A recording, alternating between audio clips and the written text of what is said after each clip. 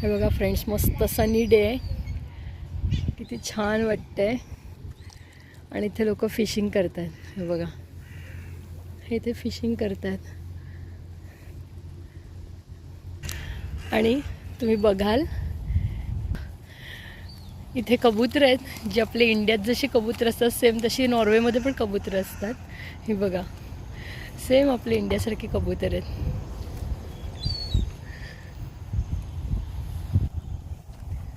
आणि ही हंस इकडे फिरतात मस्त पाण्यामध्ये. किती छान वाटतात बघायला, पांढरे शुभ्र एकदम.